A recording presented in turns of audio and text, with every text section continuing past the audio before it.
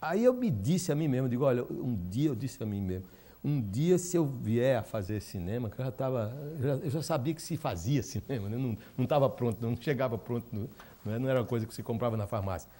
E aí eu disse, eu quero fazer documentário. Eu vi que aquilo era um documentário, eu digo, eu quero fazer documentário. E aí nunca mais eu me desliguei dessa ideia, até que Lino Duarte me convidou. Eu fazia um programa de rádio sobre cinema e ele me convidou para fazer o roteiro de um filme chamado Aruanda, não sei se vocês conhecem, dado pelo Glauber, pelo Paulo Emílio Salles Gomes, por Jean-Claude Bernardet, por outros, como um dado fundamental, quer dizer, o filme que funda o novo documentário no Brasil, o documentário moderno. Isso acontece em 1960, né? Aruanda. Aí nós fizemos o roteiro, depois fui assistente dele no filme. E o que seria esse novo documentário, essa linguagem nova do documentário? Olha, Guilherme... Na história do qual o Aruanda é tão fundamental? É o seguinte, até Aruanda, o documentário brasileiro era realizado com um preciosismo, vamos dizer assim. A coisa era bastante estudada, posada. Se hoje você vê um documentário, a câmera na mão, depois de Glauber, essa coisa, né, dançou toda essa coisa pomposa ou então muito prevenida. Como é que você vai fazer uma coisa que é documental? Como é que você vai flagrar a realidade, que no fundo é isso, né? Aquele que mais chega perto de o que a gente chama de realidade, o que está aí acontecendo, sem retoque, sem coisa. E Aruanda veio com um tipo de fotografia que negava tudo. Você ficava, às vezes, um close num documentário levava 2, 3 horas, um meio-dia para você botar a luz e não sei o quê. Como é que você ia filmar uma coisa que se diz documental, que supõe você improvisar, você flagrar a realidade logo e parar para fazer aquela... não tem uma luz aqui, tem que tirar um pouco disso. Então, Aruanda foi feito com a luz crua, rascante assim, do sertão, inclusive, porque era um tema que era um assunto muito interessante, que é uma comunidade de negros isolados no alto sertão e que sobreviviam fazendo panela de barro, cerâmica, né? E de um algodão, um tipo de algodão natural que eles cultivavam, né? E essa era a economia deles, um vilarejo, uma coisa, um povoado, ilhados numa serra, né? E aí não tinha como levar luz, não tinha como fazer diferente, tinha que ser com a luz crua.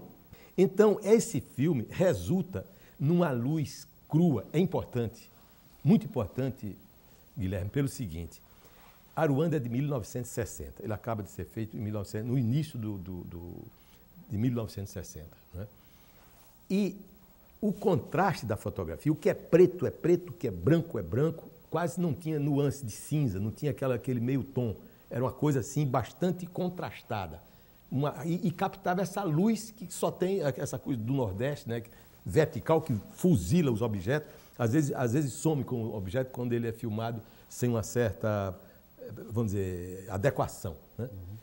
Resultado, quando foi visto no Rio de Janeiro, Glauber, que já tinha a fama de ser um gênio, faltava pouco para ele fazer o Deus e o Diabo na Terra do Sol, já tinha feito Barra-Vento.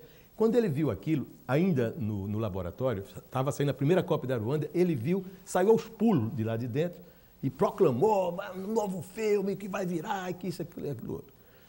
Então era o seguinte, principalmente era uma nova, talvez até, eu acho, não é bom a gente espalhar, mas foi alguma coisa de ocasional, né? Essa luz, esse tipo de iluminação que se parecia muito com os objetos e com o tema. O tema era de uma rusticidade total, né? Era uma coisa, era fazer a panela, o povo fazendo a panela. E aqueles que filmaram o assunto, talvez por não usar uma técnica muito adequada da fotografia, terminaram por fazer uma coisa muito similar, né? Uma coisa muito semelhante ao processo do próprio assunto. Veja você que dialética que surgiu daí, em termos da imagem e da iluminação. E isso é anterior, por exemplo, a Vidas Secas, né? Exato, é isso que eu quero dizer. Porque sempre se fala da luz de Vida Seca, da luz de Vida Seca. É. E, na verdade, estou vendo que isso é anterior a essa descoberta. Justo isso aí. Quando foram fazer Vidas Secas, Eles não assumem isso, nunca vi ninguém assumir isso. Eu tenho insistido, porque o Aruanda foi um episódio notório. Foi exibido aqui vamos dizer, na plenária da Sudene várias vezes, todo mundo ficou encantado. O Celso Furtado foi parabenizar o Linduarte Noronha, o diretor do filme. E isso ganhou, assim, fóruns de celebridade. Foi para a Tchecoslováquia o filme, foi para um festival em Karlovy Vary, foi não sei para onde, no Rio de Janeiro. O Paulo Emílio escreveu um artigo laudatório, botando nas alturas.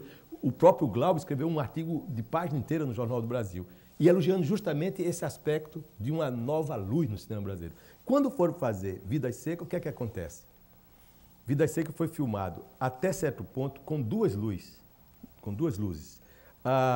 Uma luz feita convencionalmente, com todo aquele cuidado, né, de iluminação dirigida, para não haver descompensações, contrastes, e se fazia do mesmo take, da mesma tomada, outra tomada, sem esse reparo, sem esse requinte. O diretor de fotografia era o Luiz Carlos Barreto, não? O Luiz Carlos Barreto vamos dizer assim, o autor intelectual.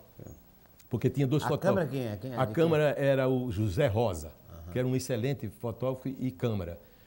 Bom, eles estranharam, aqueles que permaneciam fiel aos cânones do cinema, da fotografia, não entenderam bem. Mas quando Vidas Secas estreou predominantemente com os planos, com aquelas tomadas secas, rascantes, como eu digo, adotou-se então, inaugurou-se para o cinema brasileiro um novo tipo. A luz nordestina nunca foi tão bem captada. Mas já tinha sido inaugurado. Já tinha sido inaugurado, ou pré-inaugurado. E aí vem Deus e o Diabo na Terra do Sol, para quem se lembra. Além do que, Deus e o Diabo na Terra do Sol tinha um compromisso, vamos dizer, de conteúdo, talvez, com o cordel. Aí ficou muito parecido com essa coisa do santo, do vaqueiro, muito no espírito do cordel, do folheto de feira. Aí então consagrou esse tipo de luminosidade, de iluminação que estava inaugurado, como você disse, pelo Aruanda. No próximo bloco, Vladimir Carvalho fala sobre construção de roteiro e as etapas que antecedem a realização de um documentário.